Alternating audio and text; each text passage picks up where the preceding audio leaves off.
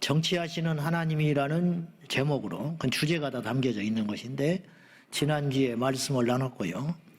그 후속편으로 오늘 또 말씀을 연이어서 하려고 합니다. 근데 제목을 조금 수정했습니다만은 그 연속선상에 있습니다. 인간과 정치는 뗄래야 뗄 수 없는 관계라고 했습니다. 정치에 관심 없는 사람도 관심 없는 건 자유인데 정치에 영향을 받습니다. 나는 이번 선거에 관심 없어 투표하지 않았잖아요. 그럼 투표하지 않은 사람은 여도 아니고 야도 아니기 때문에 그 사람들은 제3 어떤 세력으로 분류돼 가지고 어떤 양쪽에 영향을 받지 않으면 상관없는데 그럴 수가 없어요. 죽기 전까지는 내가 원든 원치 않든 누구를 지지했든 안 했든 나의 의지와 태생과 상관없이 이 땅의 모든 사람은 정치의 영향력 아래 있습니다. 그건 동서고금에 인류가 생존하는 날은 어쩔 수 없다. 그런 말이에요.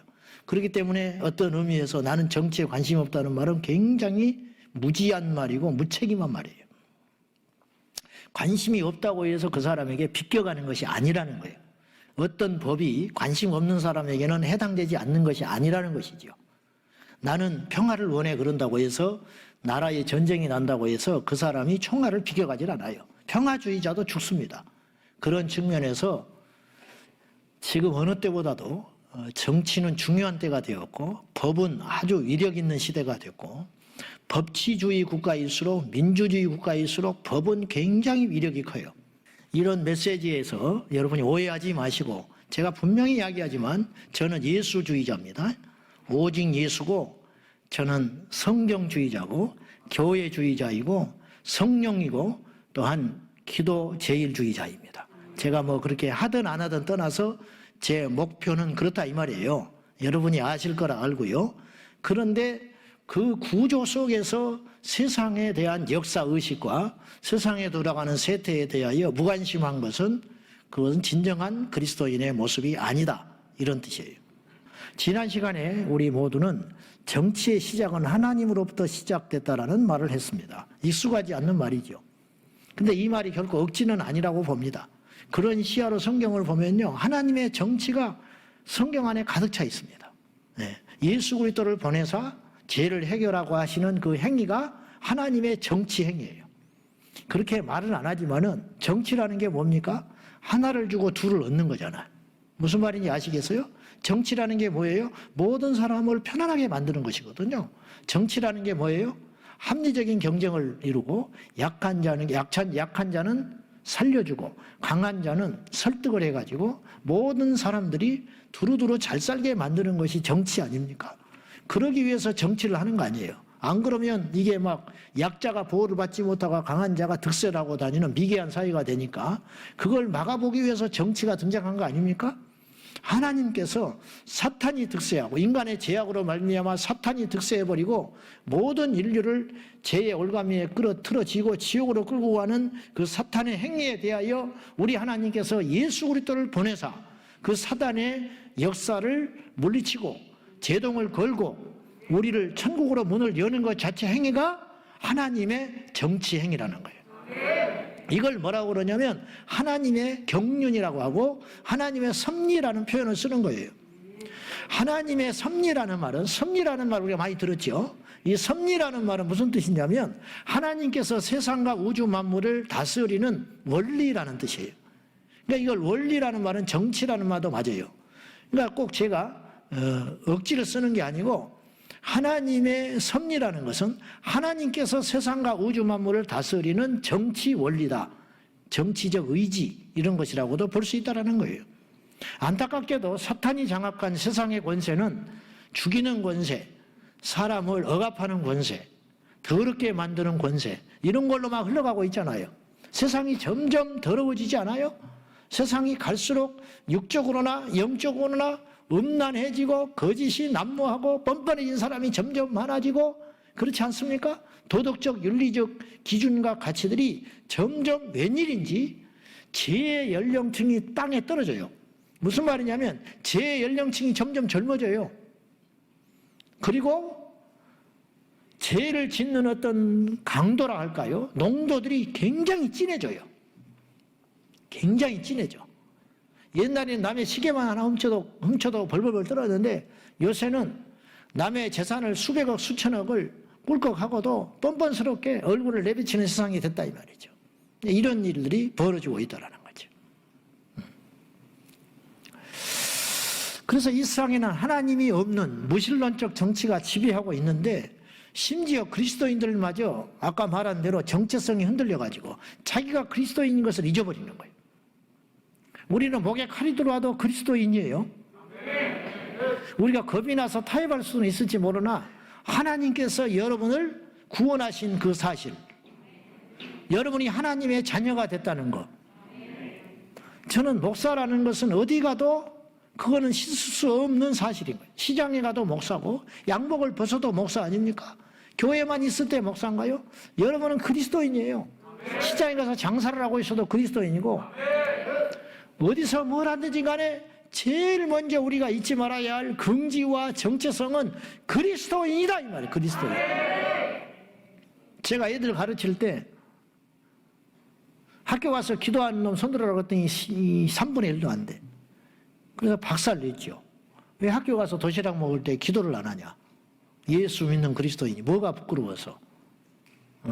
학교 가서 성경책을 읽고 안 읽고를 떠나서 성경책 갖고 다니는 놈 손들어라고 했더니 10분의 1도 안 되더라고. 그래서 아주 혼냈어요. 학교에 성경책을 갖고 다니고 기도하라. 밥 먹을 때 기도해라. 분명하게 정체성을 밝혀라. 뭐가 부끄럽고 뭐가 무서웠어. 근데 지금은 뭐 직소리도 못하지요. 점점. 옛날에 제가 화곡동에서 아이들을 가르칠 때 거기 교회 학교가 많이 몰려 있어요. 덕원이고 뭐 덕원 학교 다 잊어버렸는데 무슨 뭐 여상 막 잔뜩 모여 있다고. 그 지역에 학군이 많아. 제가 한 달에 한 번씩 돌아가면서 정립시간에 가서 애들 만나고 정립시간에 가서 예배 드리고 제가 그렇게 했어요. 그러면 이제 믿지 않는 애들을 데려가라. 그럼 교실에 가서 제가 예배 인도했다니 정심 때. 거기서도 막 뜨겁게 집회하고 예수 안 믿으면 막 때려 죽일 것처럼 그렇게 설교하고 그랬어요. 처음에 온 애들한테도 뭐 상관없어. 왜 그것이 가능했냐면 거기에 우리 교회 선생님들이 포진하고 있었어요. 그래서 그 선생님들이 길을 열어줘가지고 그 학교에 다니는 선생님들이 많이 재워 있어서 제가 이제 부서에 있을 때 선생님이고 학교에 가서 선생님이니까 내가 가니까 이제 문 열어주고 이렇게 만들어주고 그렇게 했죠. 지금은 상상도 못해요. 종교 편향인이 어쩌니 해가지고 상상을 못해. 우리가 행사하려고 아람누리 공연장 빌리려고 했더니 안 빌려준대. 그 이유가 뭐냐? 종교적이어서 못 빌려준다는 거예요. 우리가 연합 집회하려고 그랬더니 아람누리에서 못 빌려준대요. 그 정부 기관이라서. 이런 세상이 됐어. 그리스도인들마저 정체성이 흔들려가지고 하나님 없이 정치에만 몰입하는 기독교 정치인들과 교회 안에 하나님의 말씀을 떠난 정치 원리가 작동해서 술수 괴계가 난무한 인간 정치, 더러운 정치가 교회 안에서 유행처럼 번지고 있다는 거죠. 그러다 보니까 정치가 나쁘고 부정적인 의미가 돼버린 거예요. 교회에서 정치한다 그러면 아주 나쁜 사람 돼버리고 세상에서 정치한다 그러면 사기꾼, 반거짓말쟁이 이런 취급을 받는 세상이 돼버렸다는 거예요. 지난 시간에 두 가지를 이야기했습니다. 하나님의 정치 원리는 두 가지 특징인데 첫째는 희생의 정치라 했어요. 자기 포기의 정치를 하심으로 인류를 구원하신 거죠. 두 번째는 생명의 정치라 했어요. 여러분 명심해야 돼요. 모든 기결은 생명이에요. 하나님의 관심은 오직 생명에 있어요. 여러분 예수님이 제자들을 왜 마지막까지 사랑했겠습니까? 그냥 이뻐서? 이들을 사랑해서 변화시켜가지고 이들을 무장해가지고 세상을 살리려고 하는 거예요. 사마리아 수가성 여인을 사람도 꺼리는데 예수님이라고 얼마나 이뻐서 그 여인을 만나줬겠어요? 우리보다 더 불결하게 생각하셨지? 우리같이 약하고 더러운 죄인도 우리보다 더한 죄인을 만나면 역겹다고 그러고 침묵을 뱉는데 그렇지 않습니까? 구더기가 말이지 화장실 안에 있는 구덩이나 밖에 나와서 햇빛으로 나온 구덩이나 그 구더기가 구더기지. 근데 우리는 밖에 나온 구더기야. 밖에 나온 구더기. 왜냐? 에클레시아거든요. 세상으로부터 우리를 택해가지고 그 시궁창나는 세상에서 우리를 건져 올린 거예요. 그러나 우리는 구덕이야. 너 지렁이 같은 야곱아. 벌레만 또 못한 죄인이라고 맨날 찬송하지요. 안 하는가 요새는? 벌레만 또 못하다며 찬송만 그렇게 하고 말이죠. 그러면 안 돼. 양심 있어야지. 벌레만 또 못하다며. 벌레만 또 못해 진짜. 벌레는 죄는 안 짓지. 벌레가 음란하겠어? 응? 벌레가 동성애 하겠어? 말 좀 해봐요. 벌레가 동성애 하겠냐고. 안 하잖아. 인간이 벌레만도 못하지. 맞아요. 벌레가 거짓말 하겠어? 응? 근데 우리가 다 벌레 같고 구더기 같은데 화장실에 있는 구더기를 보고 우리가 막 더럽다고 말할 이유가 있냐 이 말이에요. 똑같은 구더기인데. 근데 예수님은 근본적으로 다르잖아요. 그 예수님이 사마리아 수가성, 삭개오, 현장에서 간음한 여인 이런 자들을 만난 이유가 뭐가 있냐 이 말이에요. 그들을 특별히 구원코자 함이 아니고 특별한 게 아니고 예수님 본성 자체가 생명에 관심이 생명. 주님의 눈에는 다 살려야 할 대상으로 보였지 죽일 놈, 살릴 놈, 나쁜 놈, 좋은 놈이 아니고 모두 다 살려야 할 대상으로 보였다는 거야. 의사가 수술을 하는데 살인자라는 거야. 그러면 수술 안 하고 덮을 수 있어요?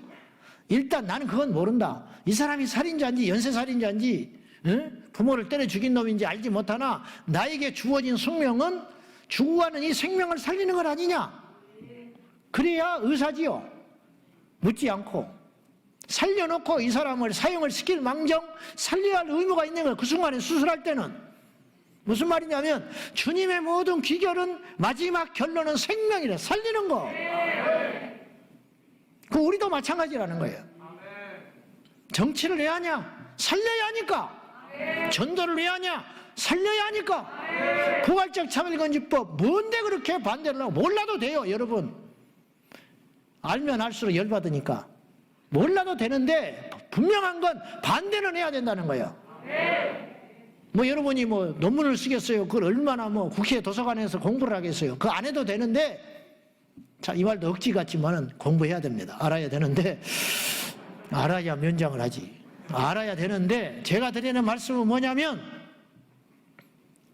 포괄적 차별금지법이니, 이슬람을 막자니, 동성애를 막자니, 이단이 들어오면 안 된다는 둥, 이 나라가 공산주의가 되면 안 된다는 둥, 학생 인권 절해가 어쩐다는 둥, 이런 이야기들이 여러분과 관계가 없는 이야기가 아니고 예수님과 관계가 없는 이야기가 아니고 우리의 신앙과 관계가 없는 일이 아니고 그런 일이 일상에 열어지면 어떤 일이 벌어지냐면 당장에 교회가 위험에 빠지고 성경이 위험에 빠지게 되고 예배가 위험에 빠지게 되고 예수를 믿을 수 없는 세상이 당장은 아니겠지만 야금야금 10년, 20년, 30년이 되면 복음이 전해질 수 없는 얼토당토하는 세상이 돼가지고 결국 사람들이 복음을 듣지 못하면 어떻게 되느냐? 불행한 걸로 끝나는 게 아니고 가난해지는 걸로 끝나는 게 아니고 망가지는 걸로 끝나는 것이 아니고 복음을 듣지 못하면 모두 다 죽어서 지옥을 가기 때문에 이 복음에 방해하는 것을 우리가 다 제거하고 생명의 복음이 증거되어야 하기 때문에 우리의 목적은 살리는 것에 있기 때문에 이걸 절대로 오해하고 연이 아니 영남이 호남이 이따구 소리를 해가면서 엉뚱한 공방을 하고 정말로 기가 막히고 너무너무 질 떨어지고 수준 떨어져서 할 말이 없어요. 할 말이 없어. 예수님은 오직 생명에 관심이 있었다. 우리의 목적은 생명에 있다. 부자고 가난하고 여러분 직장인 나는 관심 없는 사람이에요. 왜냐? 영혼의 무게를 달면 똑같아요. 이제 온 사람이나 사고 뭉치나 저한테 잘해준 사람이나 무관심한 사람이나 인사를 받는 사람이나 안 받는 사람이나 나도 사람이기 때문에 따뜻하게 맞이해주고 목사님하고 아는 척 해주면 좋지 인간이기 때문에. 그러나 체질적으로 안 되는 사람이 있어요. 무뚝뚝한 사람. 그런 사람 있잖아. 그럼 저 사람이 나한테 뭘 삐졌나? 나도 사람이기 때문에 저기 좀 불쾌하네. 목사한테 왜 저렇게 하지? 그런 것이 한 3초간 있지만은 그 상관없다 이거예요. 그래라. 여러분, 주의 종이라는 게 뭐예요? 무릎을 꿇고라도 그 사람이 예수를 믿을 수 있다면 무릎을 100번이라도 꿇지. 그걸 뭐고 돼? 그거 가지고? 전화를 100번 해서 한 사람을 다시 살려낸다면 그까지가 못하겠어? 그러면 그 사람은 주의 종을 길을 가면 안 되지. 근데 결국은 그렇게 하는 궁극적 목적은 어디에 있냐면, 이 땅에 제대로 정신 박힌 목회자라면, 이 땅에 제대로 정신 박힌 성도라면 반드시 그래요. 그건 뭐냐? 그 영혼을 살려야 하기 때문에 그렇다네. 살려야. 비굴한 게 아니에요. 그거는 교회 유지하려고 하는 게 아니라고요.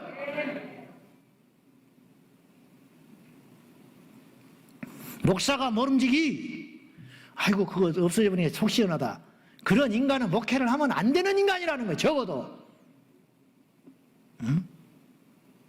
누가 마음대로 교회를 나와라 마라 하며, 누가 마음대로 어떤 대상에 대해서 네가 해라 마라를 함부로 하지 말라고, 그만두라고. 그래서 실족시킬 자유가, 능력이, 누가, 하나님이 그 사람의 감히 그런 걸 줬냐고 말이지. 한 영혼을 실족시키는 자는 목에다가 연자맷돌을 메고 죽어보라고 그랬는데, 우리 교회 목사님들 마찬가지고 교육 전사님들 마찬가지고 먼저 예수 믿는다고 자처하는 여러분도 마찬가지. 누구 하나도 삼가 조심해서 실족시키는 일이 있어서는 안 돼요. 그런 사람은 주의 일 하면 안 돼. 자격 없어. 차라리 시골에 가서 농사나 짓는 게 나아. 그러면 죄는 안 짓지. 왜 목사가 돼가지고 사람을 실족시키냐고. 왜 교회에 기득권자가 돼가지고 영향력 있는 사람이 쓸데없이 돼가지고 그렇게 초신자고 어린 연약한 성도들한테 시험을 주고 말이죠. 성질을 부리고 입이 이만큼 한대발 되어가지고 쫓아나 돌아다녀가지고 그 사람 눈치를 보게 만들고 불편하게 만들고, 그래서는 안 된다는 거예요. 그래서는 절대로.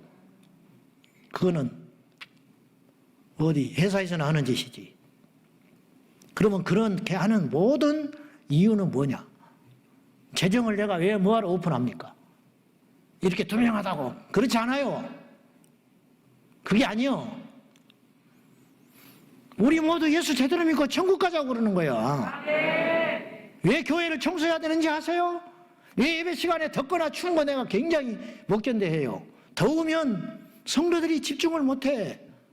추우면 또 옷을 걸치느라고 정신이 없어. 그냥 내가 예민해요.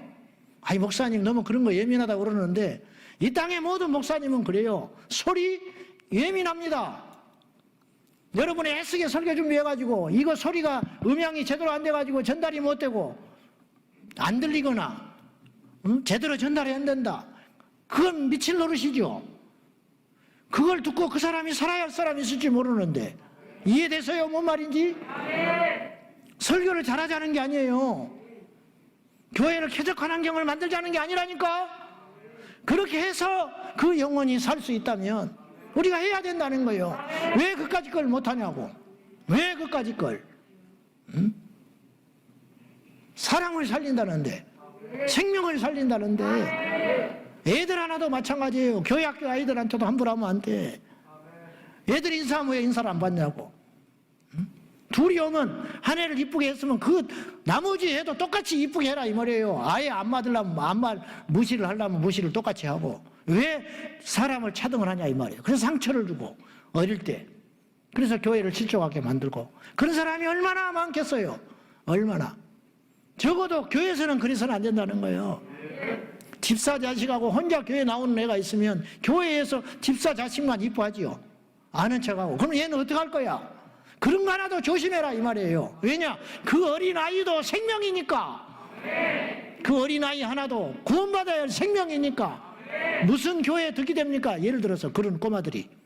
그러나 생명의 가치로 봐서는 교회를 세운 장로나 교회 학교 막 나온 아이나 주님이 볼 때는 똑같이 구원받아야 할 한 영혼이라는 거예요. 예수님의 관점은 오직 그것에 있다. 생명. 오늘 세 번째 주님의 정치 원리는 십자가 정치예요. 그래서 십자가는 미련한 것입니다.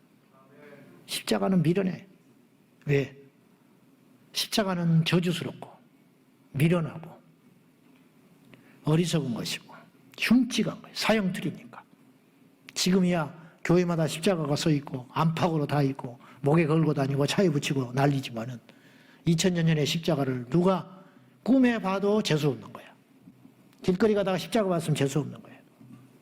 원래 로마의 사형법이 아니에요. 십자가는 아시다시피. 그런데 그 사형법을 들여와가지고 산채로 사람을 못을 박아서 죽이는 이 흉악한 죄인 중에 가장 큰 죄인을, 그래서 바울은 로마 시민이기 때문에 십자가에서 매달려 죽지 않을 정도로 목에 잘려가지고 빨리 죽일 정도로 십자가는 저주고 죄인 중에 죄인이 받는 극악한 형틀이 십자가였다 이 말이에요. 그러니 십자가가 무슨 능력이 있습니까? 그러니 그 십자가가 무슨 자랑거리가 됩니까? 그러나 예수 그리스도는 그 십자가를 바꾸사, 저주요 죽음인 그 십자가를 바꾸사 생명과 우리에게 승리를 가져다 주시는 위대한 대역설의 정치를 하나님이 하셨다 이 말이죠. 십자가를 누가 주목이나 합니까? 근데 그 십자가를 통해서 인류를 살리신 이 위대하신 것을 하나님만 할 수 있다. 사람은요 굉장히 좋은 걸 갖다가도 엉망진창 만들어버려요. 어디 텔레비전에 어디가 경관이 좋다더라, 뭐 그곳에 가면 뭐 유명하다더라, 1년만 지나면 난리 나버립니다. 인간이 왔다 가면 다 망가져버리고 깨져버리고 없어져버립니다. 응? 그런데 우리 하나님은 최악을 사용하사 최선을 이루신 분이시다. 그 증거가 십자가다. 그러니까 십자가는 하나 예일 뿐이야. 예. 그래서 합력해서 선을 이루신다.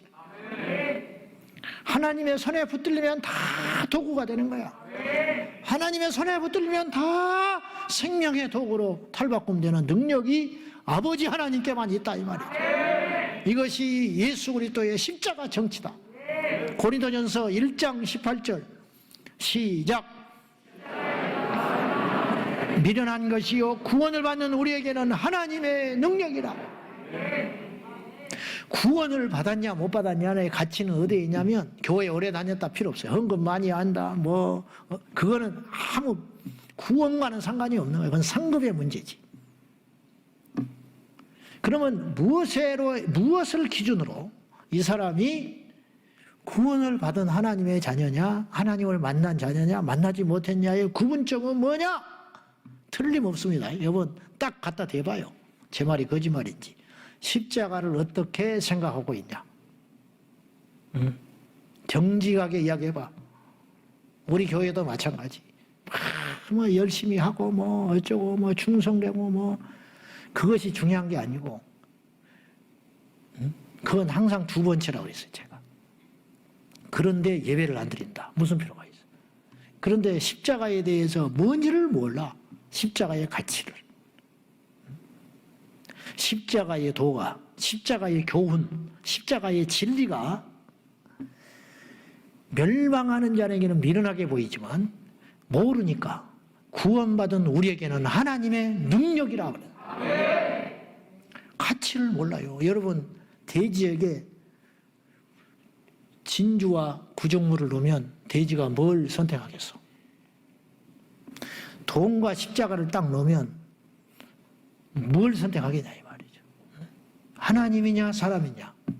사도 바울에게 세상의 명예와 지식과 학벌과 가문과 보장된 장래 그것과 십자가를 딱 넣었는데 사도 바울은 예수님 만나고 십자가를 딱 선택한 사람이에요. 가룟 유다는 은 30에 십자가를 버려버린 사람이에요. 이해돼요? 무슨 말이지? 은 30에 예수 팔고 이걸 선택한 사람이야. 이게 은 30의 문제가 아니고 가룟 유다는 세상의 욕망과 출세, 유일하게 갈릴리 사람이 아니거든요. 제일 똑똑했어요. 그래서 돈을 맡았어. 예수님은 다 아시는 거야. 그래서 예수님을 통해서 자기의 야망을 채우려고 했던 사람이에요. 그러나 그것이 뜻대로 되지 않자 예수 팔아버린 사람이에요. 왜 이런 일이 생겼냐? 십자가의 가치를 몰라서 그렇다는 거예요. 십자가의 가치를 알았다면 그렇게 못 살아. 십자가의 가치를 모르니까 기독교 정치인들이 세상에 나가서 하나님의 법대로 정치를 못하는 거야. 무슨 말이냐? 자기가 공천 못 받는 건 무섭고 백성들은 무서운데 하나님은 안 무서워.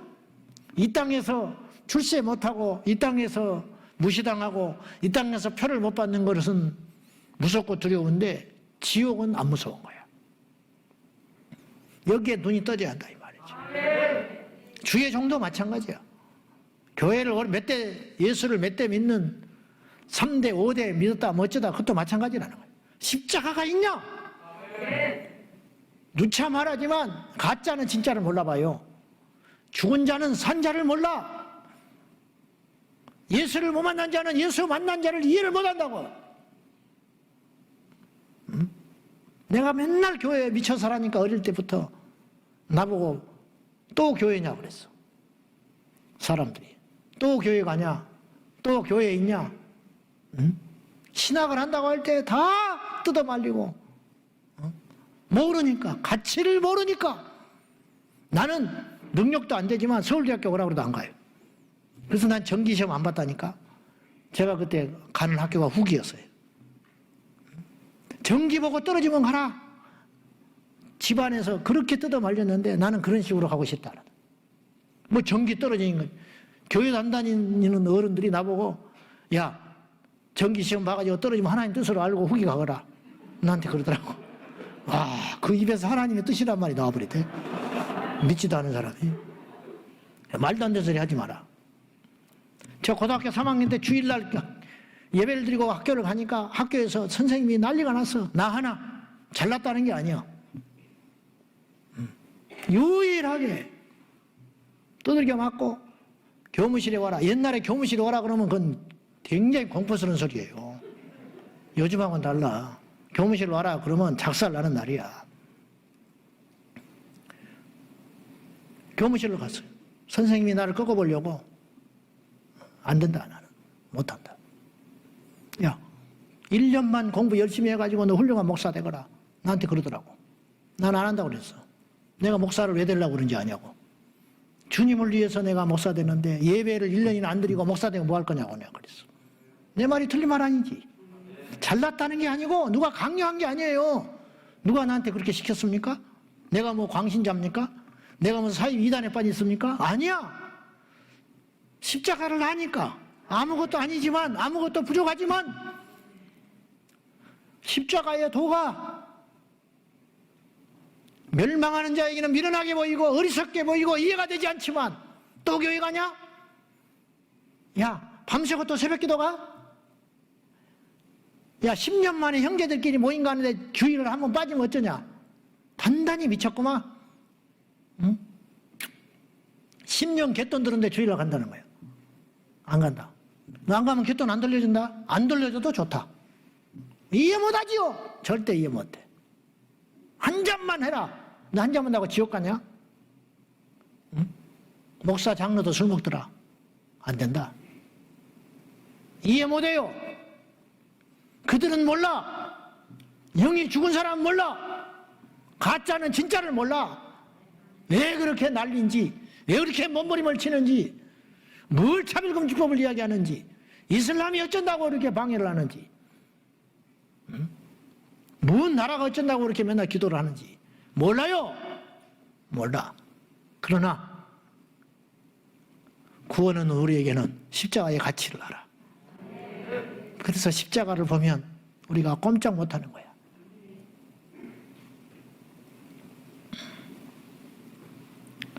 마귀도 이 하나님의 십자가 정치를 도무지 이겨낼 수 없었어요. 십자가에서 하나님의 아들이 죽음으로 자신도 함께 심판받아 영원히 죽게 될 줄을 몰랐다는 거예요. 주님이 행하신 가장 위대한 정치는 바로 십자가 사건이었습니다. 그 십자가로 인해 죄인에게는 살 길이 열렸고, 그렇잖아요. 여러분, 우리에게 죄로 태어나서 죄로 인하여 태어나서 한 번도 거짓말을 안 하고 불가능은 하지만 악한 마음을 품지 않았다 할지라도 죄인이야. 태중의 죄인이었기 때문에 태어나는 것 자체가 저주야. 예수를 모르는 인생은 안 된 말이지만 태어나는 것 자체가 저주라고. 그래서 예수님이 가룟 유다에게 네가 나지 않았으면 나을 뻔했다. 가룟 유다는 차라리 안 태어나면 나을 뻔한 인간이라고요. 빌라도는 차라리 재판장이 안 돼가지고 예수님을 판결 안 하는 게 축복이라고 총독이 되는 바람에 그 저주스러운 오명을 쓰게 되는 거야. 무슨 말인지 알아요? 안 태어나는 게 낫다. 아주 심한 말이지만 이게 틀린 말도 아닌 것이 예수님을 팔 가론유다가 안 태어나는 게 차라리 안 태어나면 이 땅에서 누리는 어떤 기쁨이나 희노애락도 못 느끼지만 지옥은 안 가잖아. 태어나서 주님을 모른다면 어떻게 할 거예요? 그 인생은 어떻게 할 거냐고 도대체가. 그것 우리에게 죄로 태어났는데 우리에게 그 죄를 용서받을 수 있는 길이 열려버렸다는 거예요. 기가 막힌 일 아니요. 그래서 죽은 자에게 부활이 열리게 되고 예수님 십자가에 죽으셨기 때문에 그리고 사셨기 때문에 우리 성도의 부활이 우리 것이 되는 거예요. 지옥의 문이 닫히고 천국의 길이 열린 거예요. 십자가로 인해 우리 구약의 모든 약속이 성취가 됐어요. 주님이 십자가에 죽지 않았으면 구약 성경이 아무 필요가 없어요. 아시겠습니까? 선지자의 예언이 아무 필요가 없는 거예요. 아무 필요가 없어요. 그리고 오늘 저와 여러분이 남의 일이 아니고 예수 십자가의 사건은 2000년 전에 어느 지역에서 일어난 어떤 작은 사건이 아니고 그 십자가의 사건으로 인하여 저와 여러분이 오늘 우리가 살게 된 거라는 거예요. 그걸 아셔야 된다. 그걸로 충분해. 주님의 십자가 정치, 그것이 우리의 구원을 주시는 위대한 능력이 되었다. 그리고 오늘 두 번째, 주님의 정치는 덧셈 정치예요. 덧셈 정치. 오늘의 주제가 하나님의 덧셈 정치. 덧셈 인생이 있고 뺄셈 인생이 있어요. 무슨 말이냐? 붙이는 인생이 있고 떨어뜨리는 인생이 있더라 이 말이에요. 분리시키고 갈라치고 낙담시키고 미끄러져 가게 하는 인생이 있고 그 사람을 만나면 살게 되고 그 사람을 만나게 되면 용기가 나고 그 사람을 만나면 답이 보이고 그 사람을 만나면 회복이 되는, 나도 제발 그런 목사가 되고 싶고 그런 교회가 되고 싶고 그런 삶, 그런 인생이 되고 싶은데 타고나기를 이렇게 태어나가지고 어려운데 예수님은 덧셈 인생을 사셨다. 예수님은 덧셈 정치를 하셨다. 우리 주님은요, 첫째로 원수도 용납하는 덧셈 정치를 하셨어요. 원수도 용납하셨어요. 우리 주님은 모든 인생을 쓰셨어요. 인간이라면 도무지 쓸 수 없는 그런 쓸모없는 인생도 재생시키는 기가 막힌 도구가 됐다. 베드로 스승을 3번이나 모른다고 부인하고 가버렸어요. 끝난 거야. 그런 인간을 누가 씁니까? 여러분이라면 쓰겠어? 널려 있는데 그 외에도 그런 하자 있는 인생을 주님이 뭐하러 쓰겠어? 성질머리나 좋아야지. 성질은 급해가지고 칼로 휘두르고 다니고 훨씬 더 단점이 많은 인생. 바울, 주님을 철저히 대적하고 교회를 핍박하고 아주 벼락 때려서 죽여버리고 싶은 인간이지. 인간의 기준으로 따지면요, 바울은요 못 써요. 아주 위험한 인물인 거예요. 이건 해로운 놈이야. 그냥 벼락 쳐서 없애버려야지. 왜 계속 교회에 휘짓고 다니고 어디 모였다 하면 잡아가고. 바울의 고발에 의해서 죽은 사람이 한둘이 아니에요. 스데반이 죽을 때도 옆에서 증인 섰던 사람이 바울이야. 보통의 경우는 이런 사람을 절대로 못 써요. 안 돼. 그런데 우리 주님의 대역사를 보시라고. 그런 바울을 꺾어가지고 오죽하면 아나니아를 보내요. 성령께서 내 종 바울에게 가라. 안수해줘라. 아나니아가 깜짝 놀라가지고 안 된다는 거야. 왜? 우리가 저 인간 때문에 굉장히 해를 많이 받았다는 거야. 예수 믿는 사람이 결박돼가지고 저 고발 고소로 인해가지고 얼마나 많은 피해를 받는지 모른다고. 그러나 성령께서는 가라. 그리고 뭐라고 하시냐면 내가 이방인을 위해서 쓰는 도구다. 그러니까 3일간 눈이 멀어가지고 있는 바울에게 안수를 하니까, 아나니아가 안수를 하니까 눈에서 비늘이 벗겨져가지고 그때 이방인의 사도로 쓰는 기가 막힌 역사가 일어났다 이 말이에요. 이게 하나님의 덧셈 정치 아니고 무엇이냐? 하나님을 철저히 원수로 삼았던, 주님을 대적하고 원수되었던 바울을 주님의 도구로 쓰는 역사. 이건 예수님만 할 수 있다는 거예요. 그렇게만 할 수 있다면 얼마나 놀라운 일이냐 이 말이에요. 링컨이 그런 정치를 흉내를 낸 거지요. 성경을 믿는 사람이니까 하나님의 정치법을 가져다가 대성공한 사람이 링컨이야. 자기를 경쟁했던 사람을 쓰잖아. 우리나라 정치도 좀 그런 문화가 있었으면 좋겠어요. 자기 패거리만 쓰니까 인재가 없지. 50%밖에 못 쓰는 거 아니에요. 전 정권에 했던 것들은 다 잘라내버리는 거예요. 무조건 안 된다는 거예요. 그러지 말고 좋은 건 쓰고 아닌 건 바꾸고, 그러면 점점점 발전할 거 아니에요, 우리나라가. 그게 죽어도 안 되는 거야, 이게. 도무지. 교회도 그래. 담임 목사가 바뀌었다. 전에 목사님이 해놓은 건 다 갈아엎어서 바뀌어버려요. 좋은 거는 그대로 하고 조금 전통하면서 시대에 맞지 않는 거 좀 바꾸고 그러면 좋을 텐데, 무조건 전임 목사님 냄새 다 지운다고. 그래가지고 전임 목사님 은퇴 목사 파가 있고 신임 목사 파가 있어가지고 교회를 반쪽 나눠가지고 성도들이 무슨 죄가 있어. 두 표로 나눠가지고 고소 고발을 하고 죽이니 살리니 하고 원수를 만들어 놓고 주의 몸된 교회를 갈라엎뜨려 버려요. 이게 갈라치게 하는 뺄셈 정치의 전형적인 모델이라는 거예요. 기억하세요. 그리고 저도, 여러분도 그렇고 아직 너무너무 저도 부족하지만은 덧셈 목회가 돼요. 덧셈 목회. 교회가 더하는 교회가 돼야지. 초대교회는 더하는 교회예요. 더하는 교회. 사도행전 2장에 보면 성령 받고 그들이 모이면 사도들의 가르침에 순종하면서 떡을 떼고, 그래가지고 어떻게 했냐. 주께서 믿는 자들을 더하시더라 그러잖아요.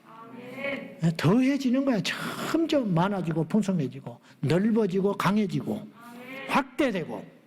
이게 하나님의 정치라는 거예요. 너희는 생육하고 번성하여 땅에 충만해라. 가서 확장하고 지배하고 다스리고, 잘라내버리고 망가뜨려버리고 물러나버리고 패를 나눠버리고 그러지 말고 다 포용해가지고 더하는 인생이 되어라. 주님이 그렇게 말하시잖아요. 예수님을 보세요. 아담이 그 사고 쳤는데 가죽옷을 지어 입으셔. 가인이 동생을 쳐 죽였어요. 아주 나 같으면 때려 죽여버리네. 어떻게 인간이 그럴 수가 있어요. 벼락을 때려버리죠. 그런데 하나님 표를 줘가지고 또 살려줘. 응? 이해할 수 있어요? 니느웨가 이스라엘을 얼마나 괴롭혔는데, 근데 살려야겠다는 거야. 그러니까 요나도 그걸 이해를 못했어. 끝까지 요나를 설득해요. 응? 요나를. 그래가지고 기어이 니느웨를 살려내. 이게 하나님의 정치가, 하나님의 역사. 이거. 세상 정치에는 네 편, 내 편만 있어. 여야만 있는 거야. 그러나 하나님의 정치에는 절대 그렇지 않다. 세상의 정치에는 원수가 있고 적이 있지만 하나님의 정치에는 원수가 없다. 우리 인생에 우리 인생에 원수가 없어야 돼요. 교회 안에 원수가 있어요? 우리가 얼마나 산다고 원수를 지고 살아? 응? 그냥 저기 나타나면 숨어버려. 인사하면 안 받아버리고, 1부 예배 온다니까 2부 나와버리고, 철야 나온다니까 영상으로 봐버린다. 나는 그 인간 보기 싫어서. 언제까지 그러고 다닐 건데. 그러기만 해봐. 1부 성가대 와서 나 2부 가버리란다. 제발 좀 그러지 말고. 이건 처세를 이야기하는 게 아니고 주의 마음이 그렇다. 어떻게 성령 받은 사람이 그러냐요. 응? 그 찬송은 더 잘해요. 우리는 하나라고. 예수 안에서 하나라고. 말도 안 되는 소리 하고 있네. 주님의 덧셈 정치는 스펀지 정치야. 스펀지. 어떤 분이 그럽디다. 개천하고 바다가 차이가 뭔지 아냐고. 크기가 차이가 아니고 바다는 온갖 걸 다 받아들인대. 개체는 그렇지 않다는 거예요. 결국은 바다로 다 흘러가잖아. 그죠? 인간의 배설물, 쓰레기. 그러나 그 속에 또 생명이 있잖아. 다 받아들인다는 거야. 은퇴하신 어떤 목사님이 계시는데 서울에서 은퇴한 목사님이 그분이 책을 썼더만 스펀지 목회. 당신은 스펀지 목회를 했대. 이 사람이 와서 들이받으면 그래라. 저 사람이 와서 찌르면 그래라. 다 받아들였다. 정말 어렵지요. 그러나 예수님이 그러셨어요. 예수님이.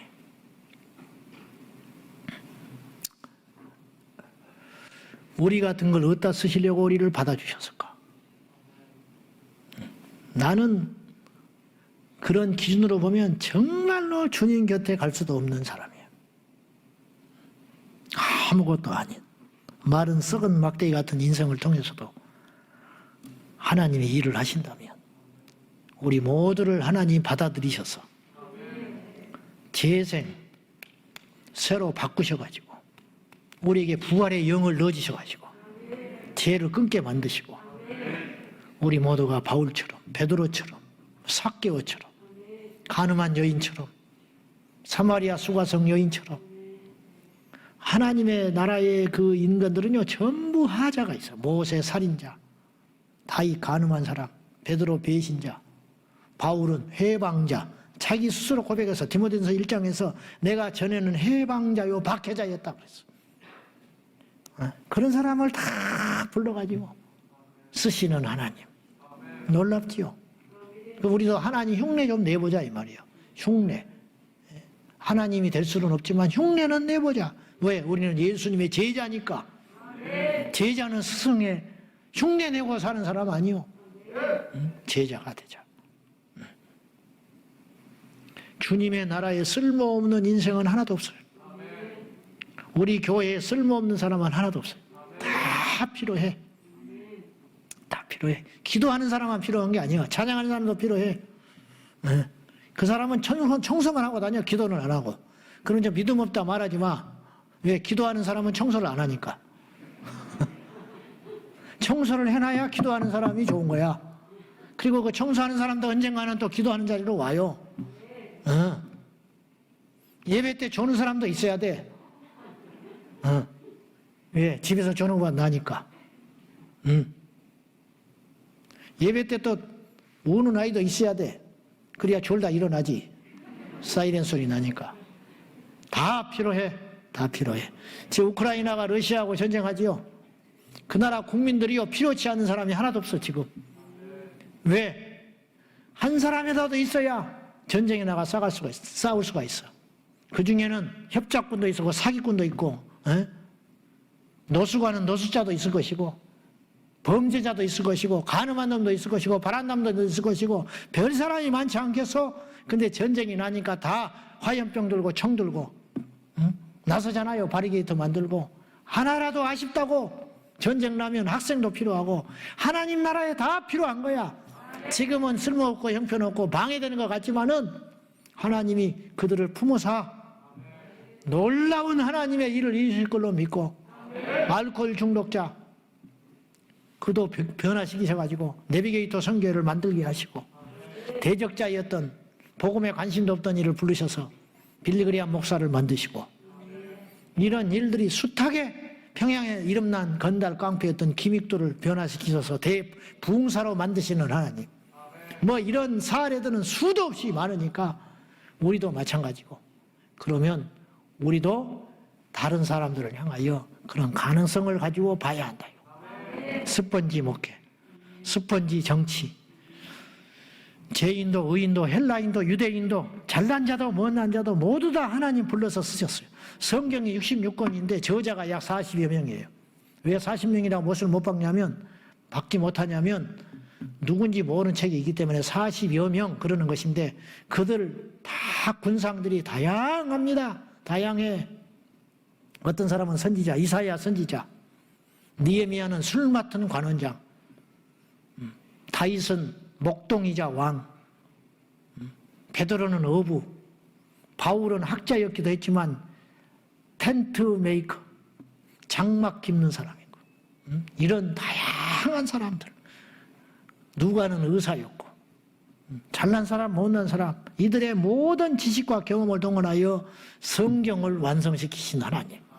하나님 나라에는 다 필요하다. 마지막 지난 시간에 이어서 오늘까지의 결론이 되겠습니다. 첫째,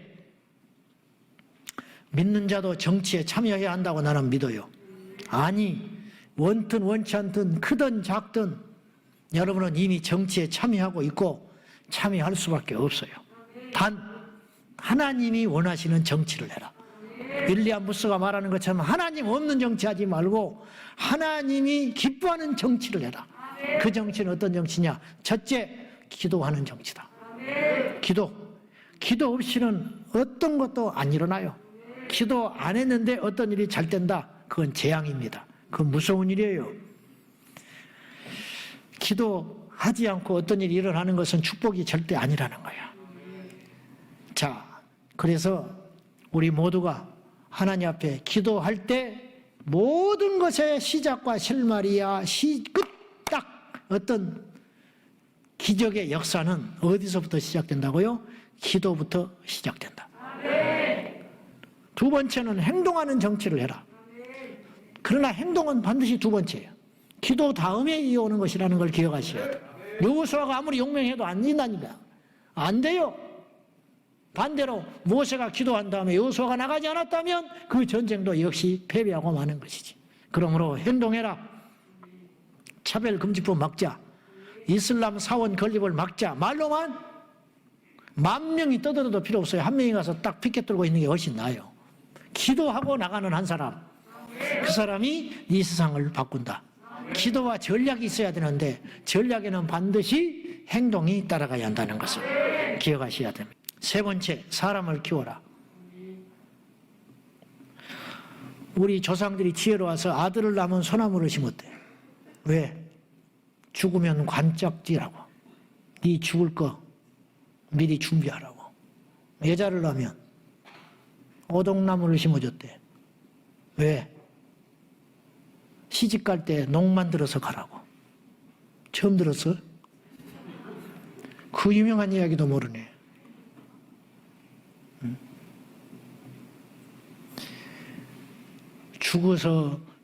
다 죽어간데 나무 심으면 필요가 없는 거예요. 그거는 수천억을 쏟아부어도 나무가 안 생기는 거예요.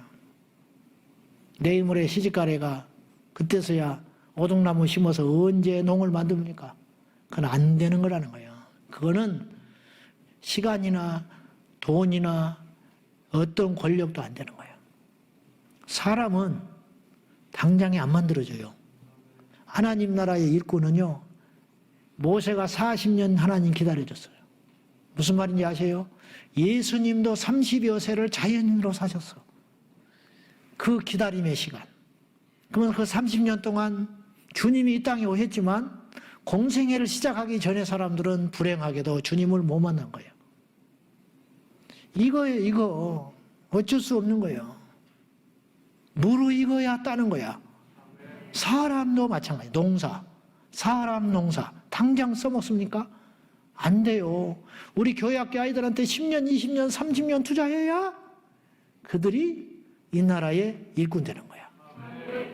이들이 그래서 나중에 교회를 지켜나가는 거야. 지금 어떻게 하려고? 지금부터 우리가 소나무와 오동나무를 심어야 한다는 거야. 지금. 그렇지 않으면 안 된다는 거야. 출산 장려 운동을 하자. 이 귀한 시간에 내가 실험 소리를 하는 게 아니고 우리가 이 소리를 심각하게 들어야 됩니다. 너무 늦어버렸어. 우리나라가 30년 전에 20년 전에 여기에 정책을 이렇게 폈어야 되는 거예요. 지금 늦어버렸어. 지금 시작해도 20년을 시간이 흘러야 될지 안 될지도 몰라. 빨리빨리 애 낳고 뭘 하느라고 그놈하고 돈 번다고. 돈 벌어서 그래봤자 별것도 없어요. 둘이 벌어서 맨날 화장 찍어 바르고 차 2대 뽑아고 돌아다니고 옷 차려입고 하면 자기가 번 돈 다 써버리고 없어. 그러니까 그럴 필요가 없어. 집에서 그냥 살림만 해. 애나 낳고. 그것이 큰 일이야. 그 하나님의 일. 그것이 애국하는 일이고 뭐하러 맞벌이 하고 다니 40살 다 돼가 애도 못 낳고 늙어가고 있고 필요 없어. 그래서 버는 돈 모아놨어. 그래서 없잖아. 마귀한테 속고 있는 거요. 그만해 이제. 그만하고 집으로 들어와라. 집에 돌아와서 애나 많이 낳아라. 애나 많이 낳아. 아들 낳으면서 키워줄 테니까 제발 좀. 지금은 돈이 없어서 안 되고. 헌금 좀 많이 해. 기도 좀 하셔. 누가 죽을 때 한 500억 제자광성교회 무명으로 딱 헌금해버려. 외국에 있는 대재벌이 다 꽂혀가지고 주여. 진짜로 그런 일이 일어나면 전국 출산운동 해가지고, 당장은 아니지만 이 땅의 기독교인들이 출산율이 강화되고 높아지면 이 나라는 소망이 있는 거예요. 도저히 이길 수가 없어요. 뭘로도 이길 수가 없어. 가르쳐도 안 되고 이건 뭐 해볼 수가 없어. 사람이 없는데 뭘 하겠어. 그래서 이제 그 자리를 메꾸느라고 외국에서 데려올 거야. 사람들 전부 무슬림 들어오고, 응? 눈 버뜩버뜩하고. 그래가지고 이제 이슬람 국가 돼버린 거야. 우리는 소수민족으로 전락해가지고 찬송도 못하고 예배도 못하고, 예배드리는데 테러나 당하고 교회나 폭탄이나 설치해버리고. 당장은 아니지만 앞으로 20년 30년 후가 그런 일이, 무서운 일이 벌어지기 전에 우리가 우리 아이들을 잔뜩으로 무장으로 시켜야 한다 이 말이죠. 우리 교회 청년들 빨리빨리 시집장가 가. 빨리빨리. 매주마다 이곳에서 결혼식 있기를 축원합니다. 웬만하면 가. 그놈이 그놈이야. 웬만하면 가. 뭐 다 똑같아. 인물 보지 말고. 일주일만 지나면 얼굴 보이지도 않아. 키 큰 것도 필요 없어. 키 작은 것도 필요 없고. 보이지도 않는다니까. 그런 거. 신앙만 보이지 인간성만 보이는 것이지. 알겠어요?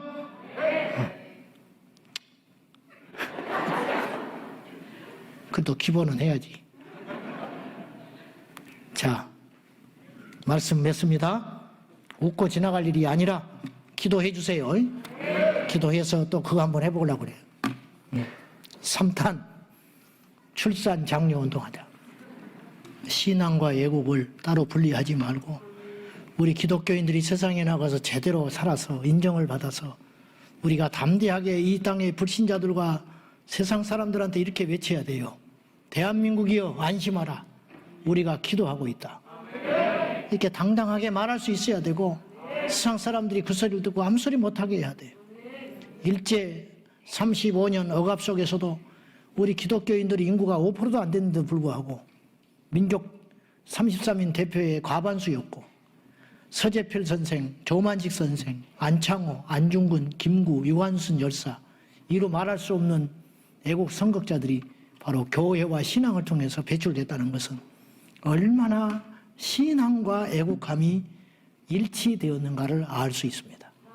오늘 우리도 이걸 잘 기억하고 이러한 신앙 애국심을 우리가 회복해야 할 때라는 걸 기억하시고, 참 슬프게도 교회에서 애국을 이야기하면 보수 우파주의자라고 답답한 그러한 취급을 받는 이 안타까운 현실 속에서 우리가 그런 이 세태에 그런 취급을 받고 있다는 것이 너무 안타까운 사실 앞에 우리가 의식이 있는 세련되고 반듯한 그리스도인으로 세상을 선도하는 그러한 우리가 되어야 할 줄로 압니다.